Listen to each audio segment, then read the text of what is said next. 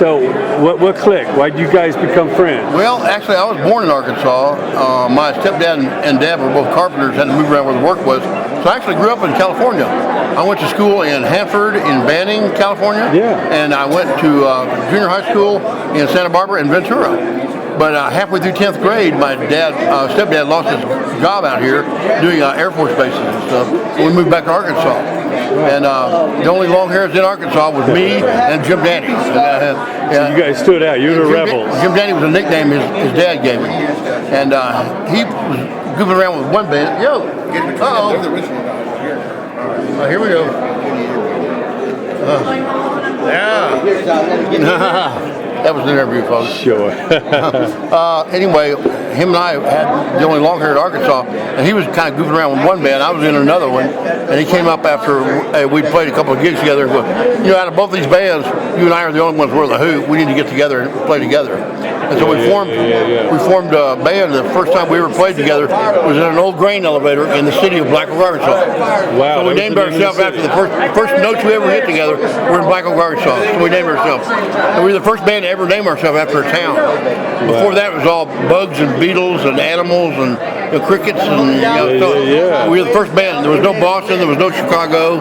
Nothing like that. We were the first band to ever name ourselves after where we came out of. And what was the first big break? What took you out of your local town and got you out there? Well, right off the bat, Black Oak, Arkansas only had 300 people in it. So you got to get out of that town if you want to do anything at all. We tried moving to Memphis. It wasn't big enough.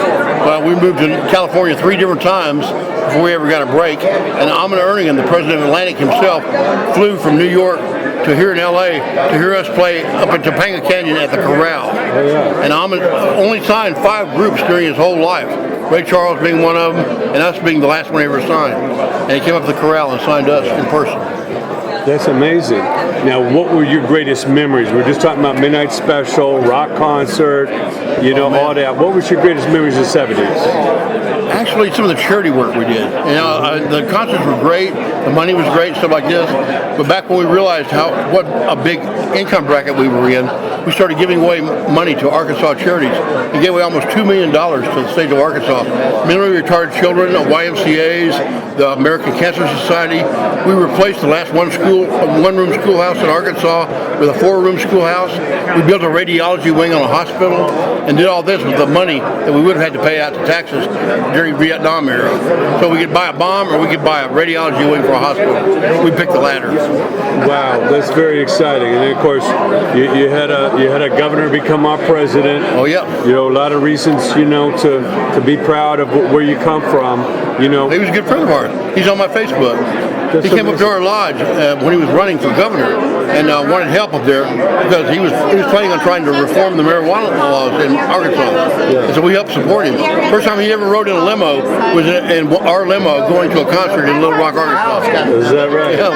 That's amazing. And what was it like? Because I know you guys played some of those big festivals, California Jam. California Jam. And tell us about the memories of that day. People as far as you could see, and well, imagine every Purple and everybody there. Every major PA system company in the United States brought all their PAs here, and you're standing on a stage with the biggest PA system you've ever seen on your right and your left, and you look back in the crowd at the back of the speedway, and there's another system back there a half a mile, identical to what's up here. So those people back there don't hear the delay.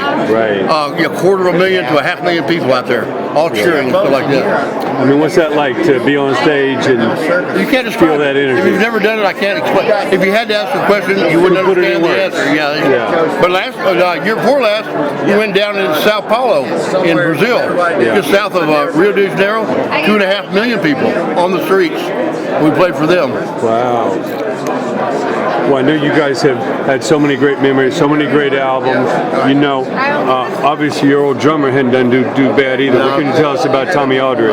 Tommy's my friend, always has been.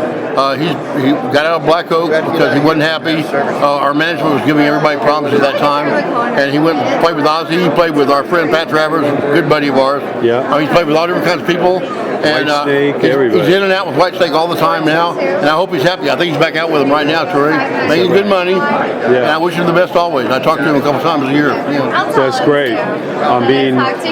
Must be exciting to see your brother out there, man, rocking and you know, spreading that black. Everybody loves him, and that's all you can ask out of life. Be loved and leave a little mark of yourself when you look. Sure. It's like leaving a little statue of yourself, you know. Well, you know, I know you guys got the new record. You got all those classic, unheard Tom Dowd songs. Talk about recording with a legend like that. Well, Tom was really good at listening to what the musicians wanted, and if he thought something was wrong, he'd let you know that, and he'd work with you on revamping it. But he wouldn't just come in and take over. He'd let the musicians kind of steer in their own direction. He was really good at that. But he had an outtake collection. And, you know, every once in a while you do a song. Me and Jim did a song called Big Titties, and he came out in the rehearsal room and heard us playing this music. He goes, "Oh, that's great." He said, "That's a hit. We got to do that."